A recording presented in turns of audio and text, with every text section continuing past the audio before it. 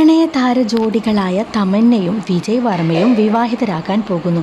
ചില മാധ്യമ റിപ്പോർട്ടുകൾ പ്രകാരം ഇരുവരും ഉടൻ തന്നെ വിവാഹ തീയതി പ്രഖ്യാപിച്ചേക്കും എന്നാണ് വിവരം. അടുത്ത വർഷം ഇരുവരുടെയും വിവാഹം ഉണ്ടാകുമെന്നാണ് സൂചന.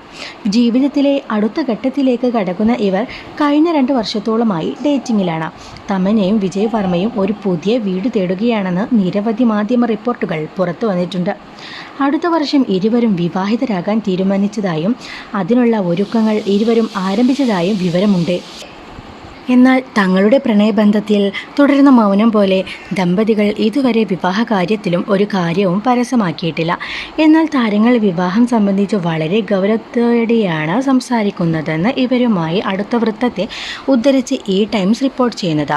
2023 ലസ്റ്റ് സ്റ്റോറീസ് സെക്കൻഡിൻ്റെ റിലീസുമായി ബന്ധപ്പെട്ടാണ് തമന്നയും വിജയ് വർമ്മയും തങ്ങളുടെ ബന്ധം സ്ഥിരീകരിച്ചത്. ഇരുവരും ഒന്നിച്ചെത്തിയ ആദ്യത്തെ ചിത്രമായിരുന്നു ഈ OTT ചിത്രം.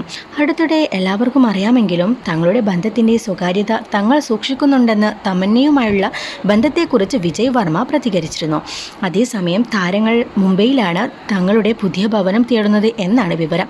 ബോളിവുഡ് താരങ്ങൾ ഏറെ താമസിക്കുന്ന പാലി ഹിൽസിലാണ് താരങ്ങളും അപ്പാർട്ട്മെൻറ്റ് അന്വേഷിക്കുന്നത് എന്നാണ് റിപ്പോർട്ട്.